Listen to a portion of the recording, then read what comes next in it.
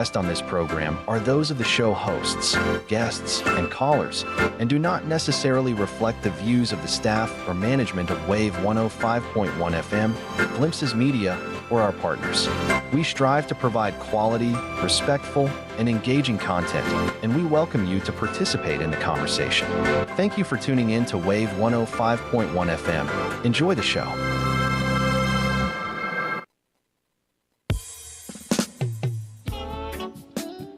All right, everyone, it's 10:15 on this Thursday, June 4, 2026.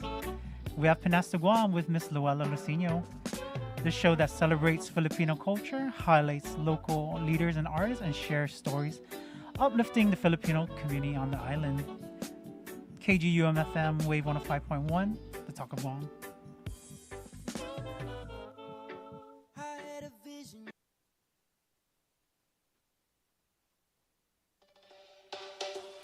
Half a day. This is Louella Losinio, host of Pinas to Guam.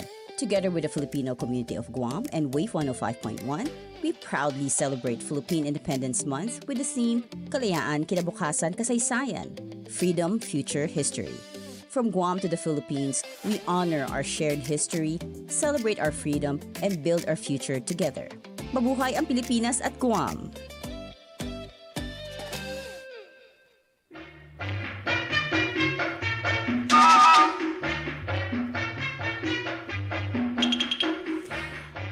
Half a day mabuhay, everyone. So, welcome to another episode of Pinas to Guam, Pinoy Voices, where we celebrate the people's stories and connections that bring Guam and the Philippines together, closer together.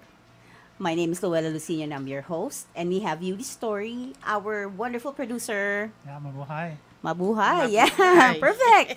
So, it's June, which means we're celebrating Philippine Independence Month. This is the 128th, by the way. 128, imagine that. 128. Wow. And of course, we have Mayor Savares with us. Yeah. So we will share it. This is wonderful because we will be talking about something really special today. So, Philippine Independence Month is always a special time for our community, right? For our Filipino community. It's like I was talking to Norman last week, and we agreed that it's one of the it's one of the the Filipinos Super Bowl, along with beauty pageants, basketball, billiards, another one, boxing. Oh my God, yes, boxing. Yeah. So You have a famous boxer, yes, Manny Pacquiao. Yeah.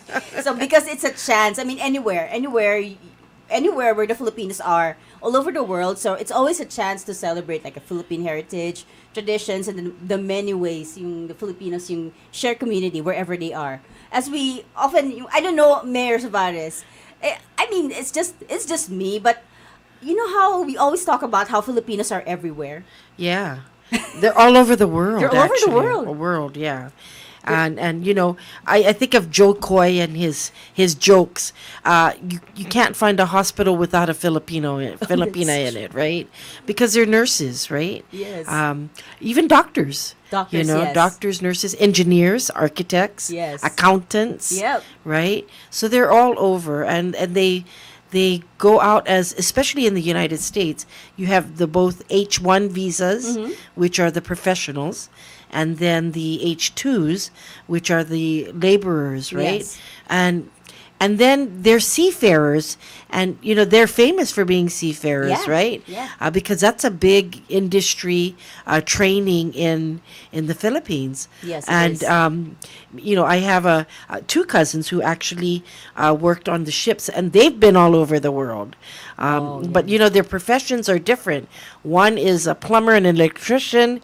The other one does ship repair and engine repair. So their jobs range in a variety of things, but they've seen parts of the United States and parts of the Yeah. world we've never seen, right? Yeah. And but one of the things is that with the Filipinos is that they go abroad to work, and there's always remittance, right? There is. They always send back their earnings to the families that are left at home to build their homes, for their foods, their medicines, right? And just, I've been doing the morning show for the last 2 weeks. And early in the morning when I'm driving here, sometimes at the banks, I see long lines of people at the ATMs. Yes. As Usually early before H2 workers, right? H2 workers Yeah. are heading to work, but the vans or the bus stop at the ATMs so that they can get their money out, so that at the end or later in the day they can go to the remittance place, Yeah. right? Because they're sending money back home to their families. So, real disclosure. My father was actually he's an engineer. He was hired here in the 90s. Okay. So I understand that. So my dad. Yeah. Would, the same And you were in the process. Philippines. I was in the Philippines. So at your the time. family, you and your mom, you were still in the Philippines. Yeah, but then During I the was time. I aged out in my petition, so I was like, so my parents, my entire family were here, Moved. here. I was left in the Philippines because I was 21 when my petition came out. So I Yeah. had to wait for 10 years more. I mean, Oh, no. yeah, 10 years more. So, but then I. But got- you were getting the remittance, right? Were you Yes. receiving money so you can go to school? Yes, but my school, I was like, my school, my God, it's so cheap where I Yeah. went to college. I went to the University of the Philippines. It's like a government school. It's like what do you call that? The state universities in the States. Right. Something like that. Yeah, So it's really they're like a cheap. community school, community Yeah. college. So it's a university, but I think I paid like for every semester, like less than $200. Wow. Oh, Yes. not $4,000? No. That's what we pay here. It's the best school in the Philippines. Like it's really competitive to get there. You have to go through a lot of an exam where only like 10,000 out of 100,000 get in. Wow. So yeah. So anyways, so I relate to that because my dad was like he worked here. He had to leave us for a while. And work here as an engineer for one of the construction companies. Yep. Yeah. That's how I got here. Yeah, okay, Yeah. great.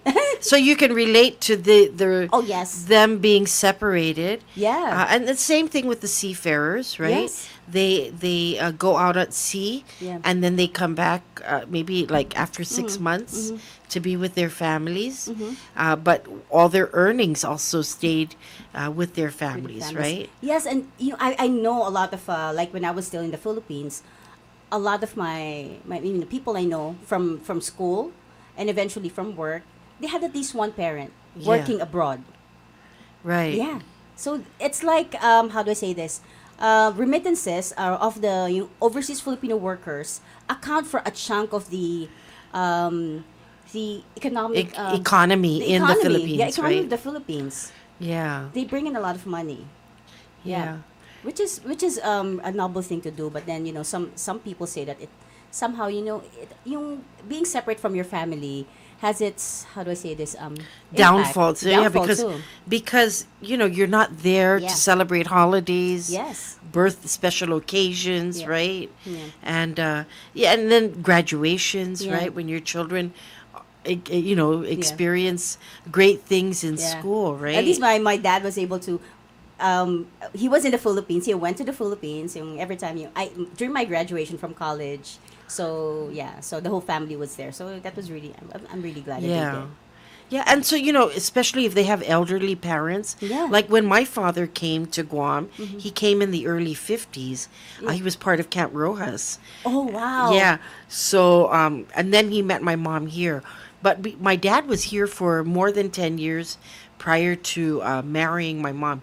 So he was actually a U.S. citizen before they got married. But he was supporting his mom and his two siblings that were left in the Philippines when he came to Guam.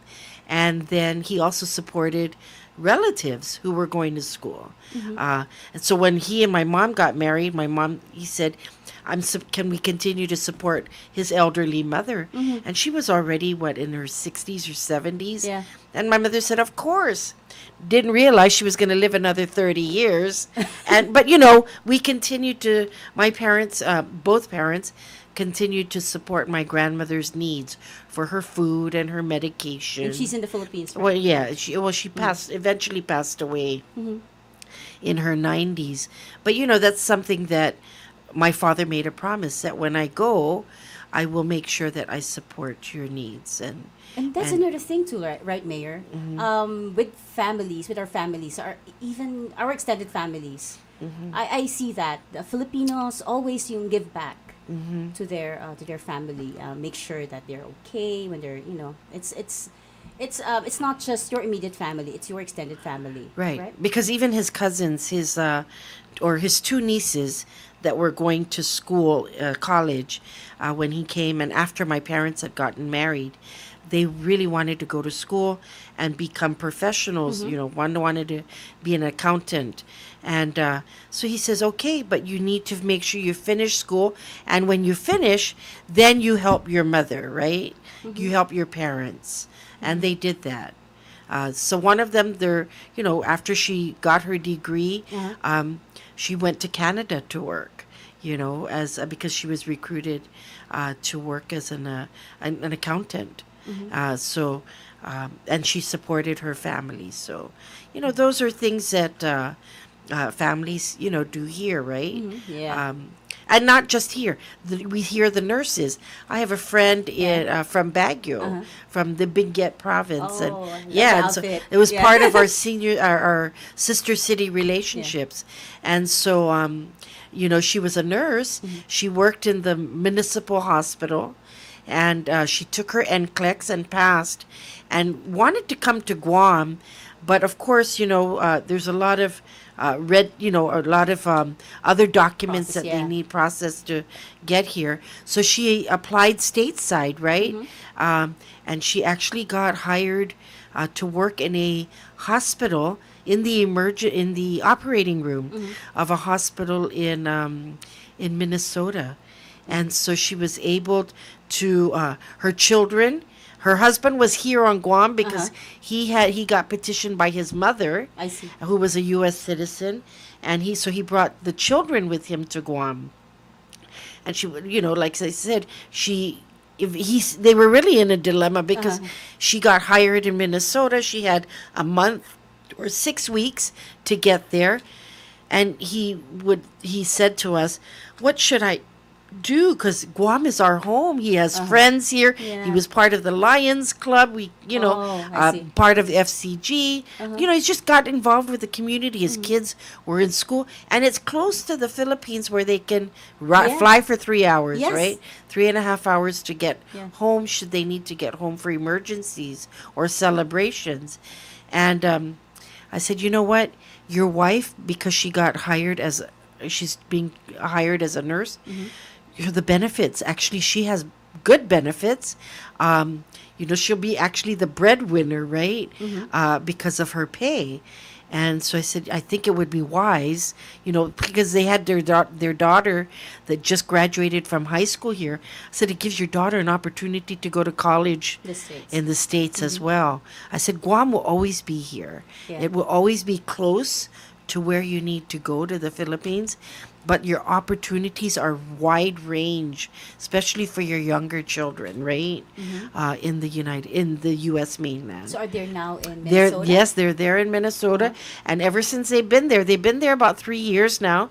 But his wife continues to be a nurse in the hospital.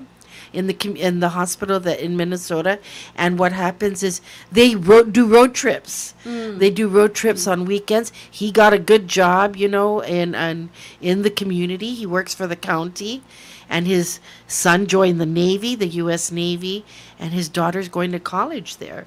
So the opportunities are wide range, depending on what state you go to, or what country, right? Yeah. You go to. Well, there's a lot of Filipino overseas workers that actually also work in Europe, right? Yes. Saudi and those different parts of the world. Yeah. I was talking to I'm not sure if it was Norman or one of my friends, and you can actually find, even I bet the other Arctic research station, there's probably a Filipino there. Oh yes, I'm sure. Or in one of those yung very remote remote islands somewhere in the Pacific. Yeah. There is probably a Filipino. Actually, you know what? Because I'm part of the community health Yeah. centers, and when we would go several years ago, when we would go to our community National Association of Community Health Center conferences, the doctor in Yap is Filipina. Oh yeah. So the providers, the medical professionals, too, in the islands, and Our Filipinos. yeah, the One of my Filipinos friends show. work in Palau. Uh-huh. She's a medical doctor. She also worked for a while in Palau. Yeah, served there, but Yeah. went back to the Philippines eventually. Yeah. So they're all, Yes. no matter how small or how big, right? Yeah. You're gonna find a Filipino somewhere, right? That's true. Yeah. Most of ours. I think can we go on a break? Because for the next half of the program, we're going to talk about the sister City city relationships, partnership, right. relationship between Guam and the Philippines, and also a little bit of the Philippine Independence Month activities that are happening this month. Thank you.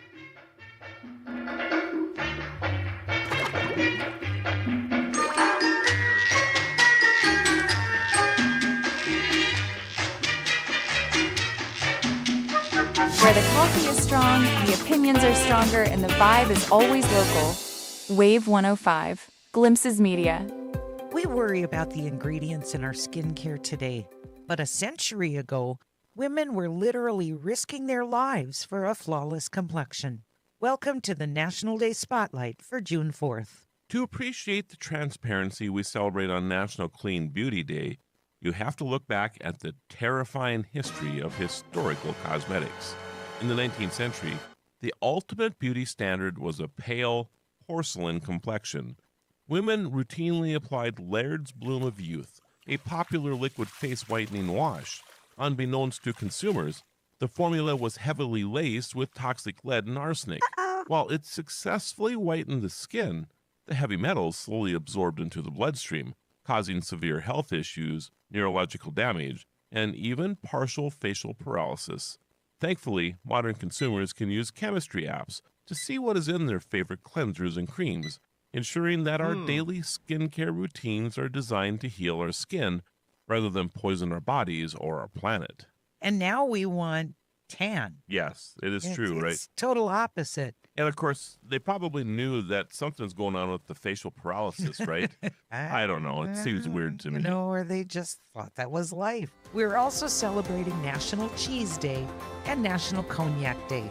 I'm Alice Anderson. And I'm Arlo Anderson with National Day Calendar, reminding you to celebrate every day. If you're looking for world-class website hosting at a fair price, Pair Networks is your best choice. Whether you're a professional web designer or a beginner just getting your site online, Pair Networks has a web hosting plan that's right for you. Log on and learn more at pair.com. That's PAIR.com. Pair Networks, world-class web hosting at a fair price.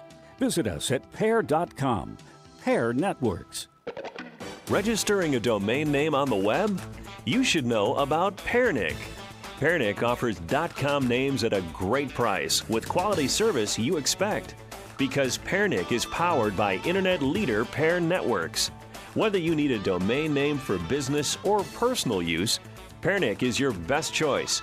Remember Pairnick when you need a domain name. That's PAIRNIC.com. Pairnick. Why be at the forefront of childhood cancer research? At St. Jude, we do it because every innovation we make is a moment we give to children with cancer everywhere. But we can't do it without you. Help St. Jude give children with cancer more moments. Moments that can last a lifetime. Learn more at stjude.org. The road to Adelup is off and running. This time, we sit down with Republican candidate Speaker Frank Blass and Dr. Mary Okada. Catch the full conversation that took place on May 7th on the Wave 105's YouTube channel. Stay informed and hear their vision for Guam's future. Wave 105 is a glimpses of Guam radio station. When a warrior faces adversity, he fights through it. He finds a way. Freedom isn't free. Rolling strong, Belief. Believe you can, and you will. Wheelchairs for Warriors provides mobility solutions to veterans and first responders injured in the line of duty. Join the mission and visit wheelchairsforwarriors.org. The road to Adelup is in full swing. We recently spoke with Democrat candidates Lieutenant Governor Josh Tenorio and Senator Tina Munilla Barnes to learn more about their vision for Guam. Catch the full conversation that took place on May 26th on the Wave 105's YouTube channel. This is a glimpses of Guam radio station. Half a day. This is Louella Losinio, host of Pinas de Guam. Together with the Filipino community of Guam and Wave 105.1, we proudly celebrate Philippine Independence Month with the theme Kalayaan, Kinabukasan, Kasaysayan, Freedom, Future, History. From Guam to the Philippines, we honor our shared history, celebrate our freedom, and build our future together. Mabuhay ang Pilipinas at Guam! Where Guam talks, debates, and stays informed. Wave 105, the talk of Guam. The views and opinions expressed on this program are those of the show hosts, guests, and callers, and do not necessarily reflect the views of the staff or management of Wave 105.1 FM, Glimpses Media, or our partners. We strive to provide quality, respectful, and engaging content, and we welcome you to participate in the conversation. Thank you for tuning in to Wave 105.1 FM. Enjoy the show.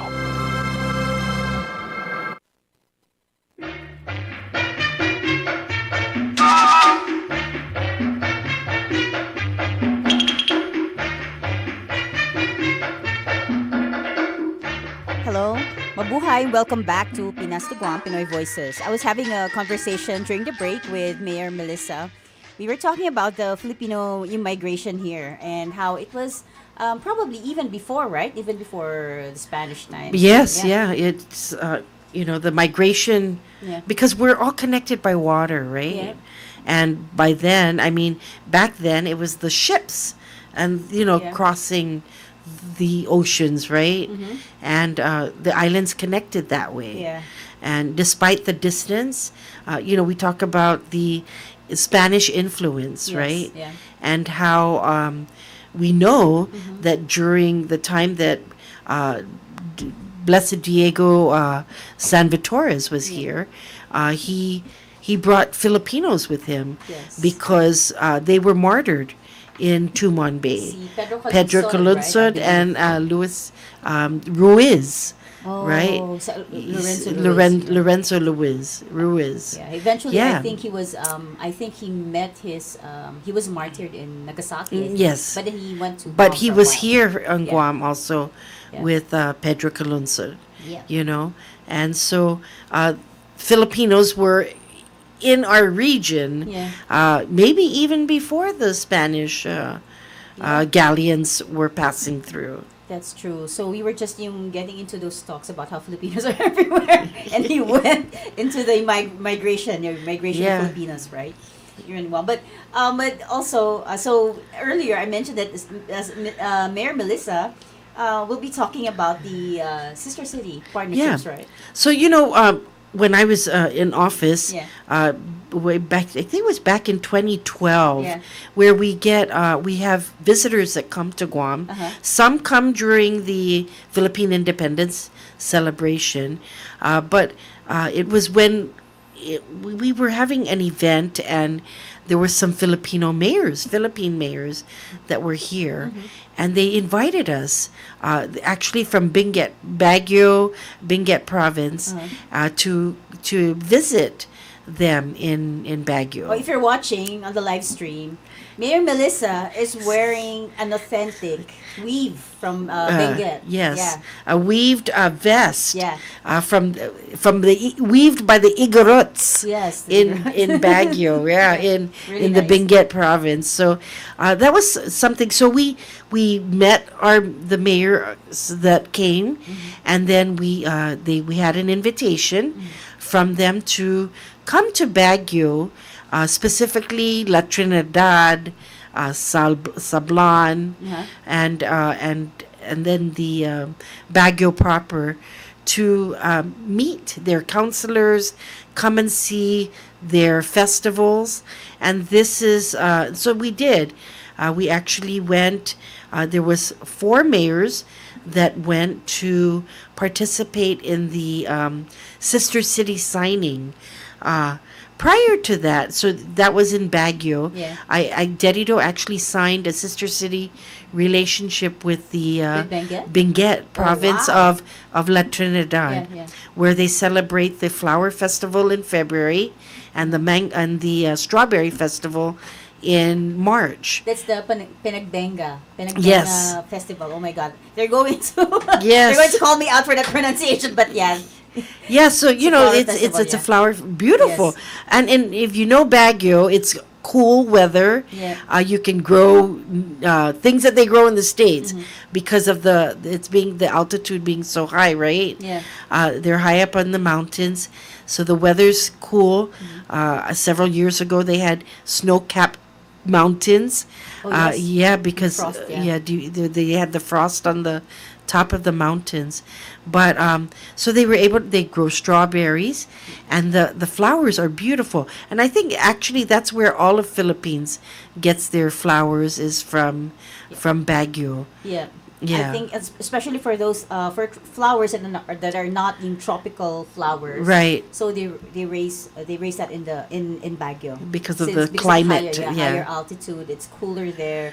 So even vegetables grow there. Oh, yes, vegetables like- that are not non-tropical Right. vegetables. So like cabbage, you Yeah, know, cabbage. because even during the festival Yeah. and the parade, they have cabbage, lettuce on their floats Yeah. because they won't wilt, you know, because of the cool weather, right? Yeah, we used to go there like during the summer. Yeah, because it's summer, cool. Yeah.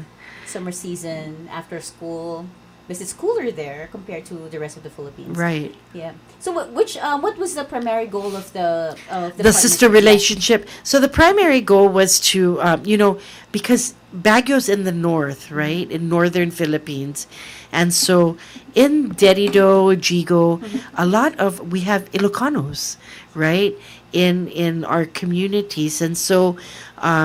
We wanted the relationship of our residents in the village to thrive with where they come from, right? So that's where we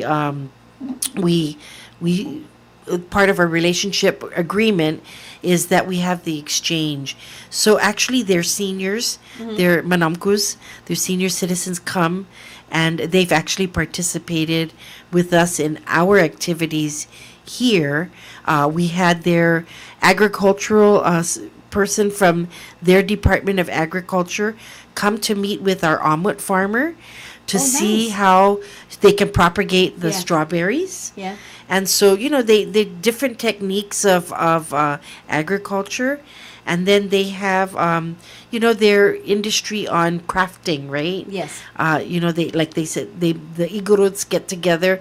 They use wood to craft, right? To make crafts. But then also the natural resources that they have, their flowers, their petals, everything. And then their farming, their techniques of gardening, where they had raised gardens. Yes, And they had the adopted raised gardens. Each family would adopt a garden, and they'll put different types of crops. It's like a mixed garden. Yeah. So whatever the family likes to grow or consume to eat for their family meals, they would mix that. They'll give them a row. And then, so they plant whatever they want in their crops, but then also have others like ornamental plants in there too. So as part of their family gardening. So what we did is they taught that to us when we were here. So that's how we incorporated raised gardenings, raised beds, Oh, I see. using tires. Because we don't all have land, right? Yeah. A lot of land space. So what we were doing is showing families how to do raised gardens and to prevent any animals from digging things up. We'd get the old tires and fill it with the soil and compost. And that's how they were doing their raise gardens in their areas. I remember when I was a reporter like years ago, and you took me to. I think you toured me in one of the community, the senior facilities yes. where they had those raised gardens. Yes, I remember that. Yeah, and so those was kind of the techniques that we shared with our sister city relationships with Benguet when they came here. Oh, I see. And then when we go there, there's only a few because it does cost to go there. We have to pay, and we don't have government funds to do that at the time. So whoever could afford to buy their ticket, then we would go, and it's usually like 3 or 4 of us only. And then when they come, they bring plenty. They bring like 15 to 20 people with them to help with the gardening, the agriculture. And like I said, we went to the omelet farm to share techniques of growing certain things. Even if your environment is hot, if you plant them in cooler areas, under shaded areas, you'll see the plants thrive in that area. I know Benguet is also there. I mean, in general, the Philippines. Yes. They're also big on like omelet farming. Yes. Traditional medicine. Yeah, traditional healing. Yeah, and healing. And also, you said Benguet, they have the skill to. Benguet is known for I think mountain province. The mountains, is known for yeah. The terraced farming. Oh, yes. Right. We have the what do you call that? One of our landmark. The one of the 7 wonders of the wonders world. of the world. Yes. Living wonders of the world. Yes. So yeah.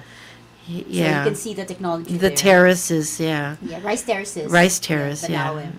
Also, Mayor, so what are the other villages on Guam with these with the existing partnership in the Philippines? And I know that Tamuning also has a sister city relationship also with another town in Benguet province. So Benguet province has several municipalities. And so Tamuning, Jotnya, Mayor BJ took over the relationship, and he re-signed a relationship with the one of the municipalities. And then Mayor Kevin Susuico has a sister city relationship with Sablan, municipality of Sablan, and they did educational stuff. So they went in and went into the schools, and the same thing when the mayor of Sablan came here, he brought his delegation of counselors as well, and they went into the schools and did some demonstrations. So the same thing with Agate, when they went there, they did demonstrations in the schools. When you were immersing in the community, right, way back in the Philippines, so yes, were there and did you get a lot of questions about Guam, like any about from the community there? Yeah, they ask, how many people live on your island, how far do you travel, things like that, and what are the kids like? I said, they're just like you, right? Oh. Yeah, but it's not just the Benguet provinces that we have. I also had a sister city relationship with Iloilo City. Iloilo is where my dad is from. So Mayor Jerry Trenyas, during his first term as mayor, we had a sister city relationship with him, and that relationship actually brought us to bringing the Dinagyan warriors actually to Guam during one liberation, and they performed, at the Liberation Parade and at the in the Micronesia Mall. So the relationship is, we have families from Iloilo that also live in the communities, the island community. Especially in the south, Agate and right? Santa Agate Rita, area, yes. right. Because, when Camp Rojas, most of the Ilonggos, that was where the first recruitment after World War II happened, is in Iloilo. And so it brought the Ilonggos from Bacolod, Guimaras, and Iloilo to Guam through the Camp Rojas program with the Navy. So most of the Ilocanos and the Kapampangans are on the north. In the northern side, right? Yes, yeah. Jigo. Jigo, Deredo area. Yes. I see. And then the Ilonggos are in the south. Yeah. So similar to the way they're the topography in the Philippines. The Philippines, I know. Right. It's like The Ilocanos and the Pampangans are in the north, and the south is the Ilonggos. How about and then central the area? Tagalogs.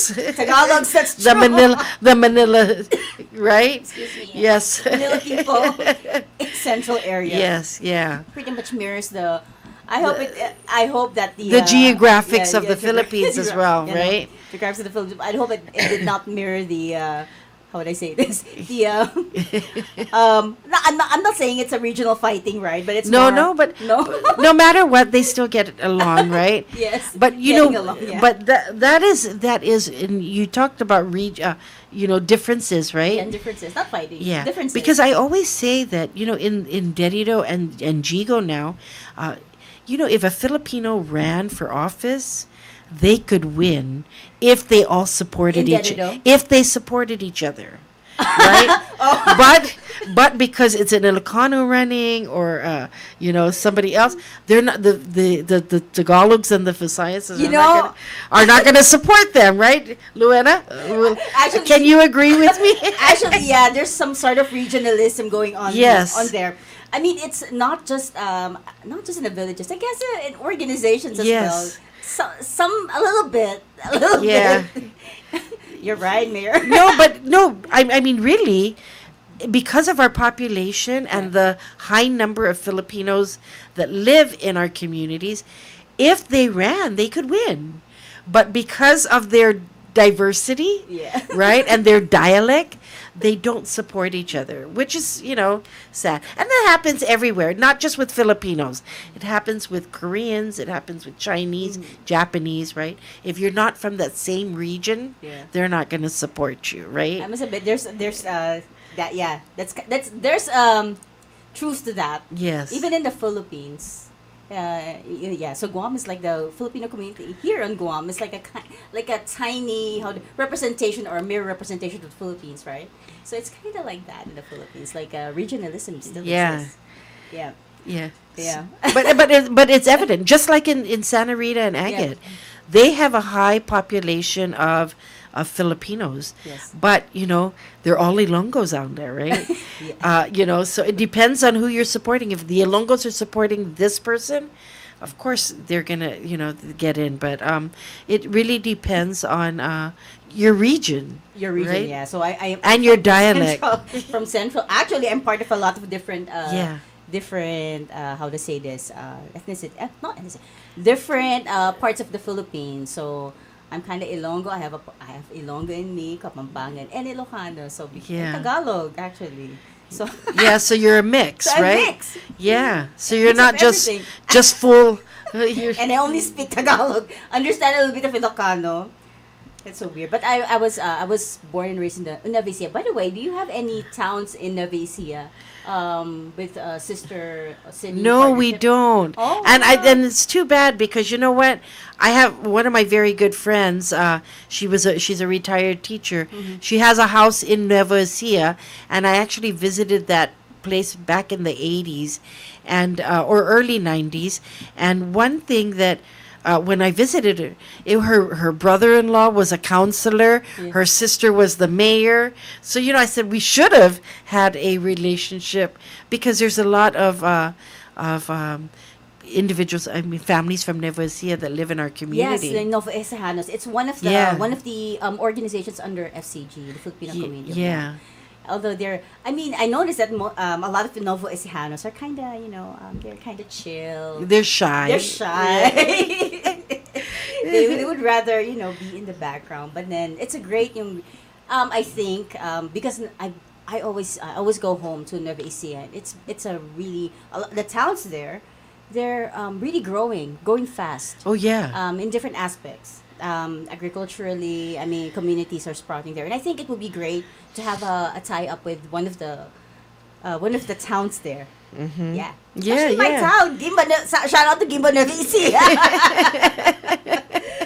If there's anyone, one of our listeners from Gimba, please, message me. I would love to connect with you.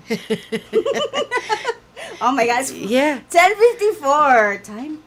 goes Time by flies fast. when you're having fun. I know, Mayor. We should have another. I mean, I always tell my guests, please come back because I would love to bring you back, and then we can talk about more things. Yeah, I today I actually wanted Mayor Kevin because he's very active with his multiple sister cities that he has in the Philippines. Can we bring Mayor Kevin? But today was Southern High School's graduation, Yeah. and he had to be at the graduation. It's those are his students. So, but he also has Agate has a very close relationship with Guimaras.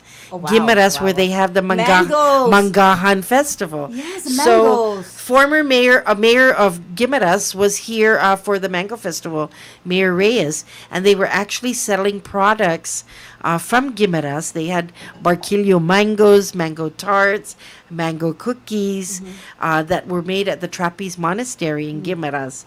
So one of our vendors was actually asking them if it would be nice to export, have them export stuff, and we can sell it here in Guam, right?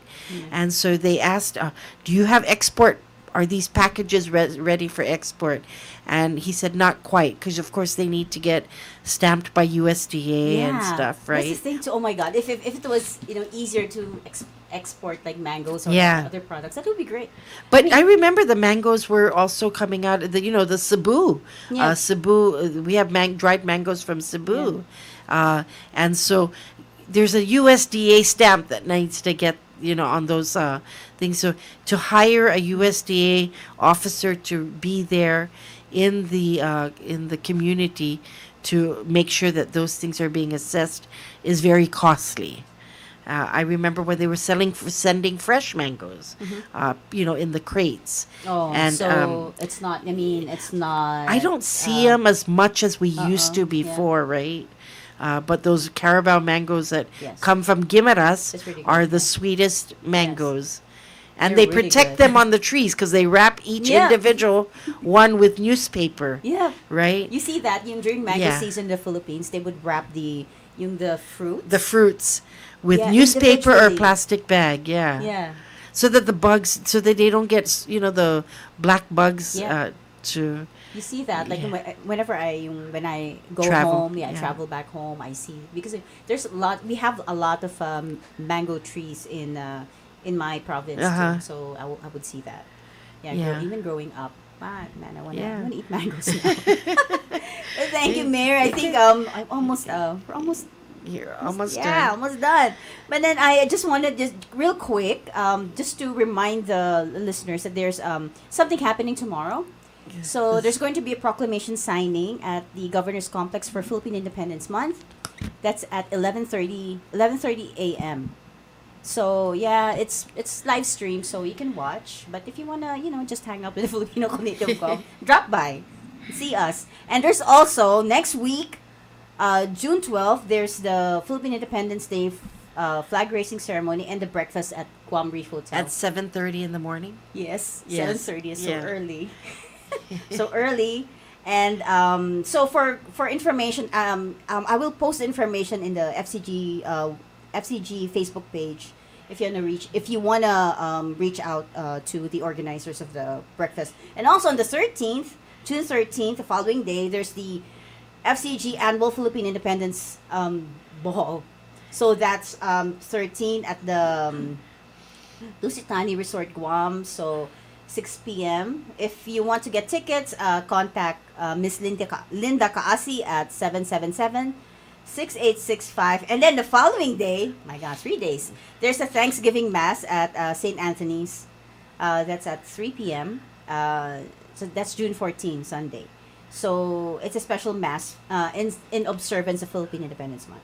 So Wow, so you have a whole weekend of events. There's That's a whole- great. Yes, Mayor. Please, we would love to see you there. How much are the tickets to the ball? For the ball, it's 125. Okay. 125.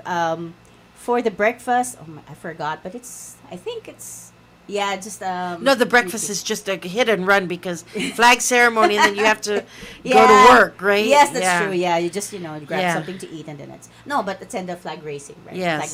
Flag racing and then the breakfast. Yes. Yes, po.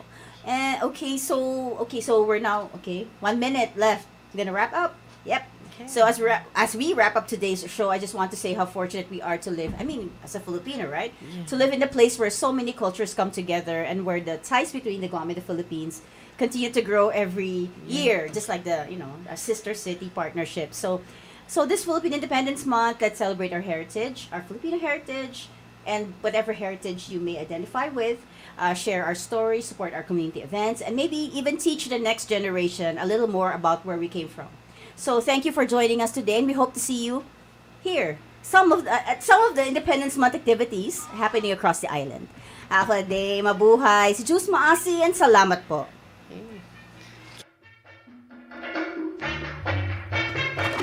Okay.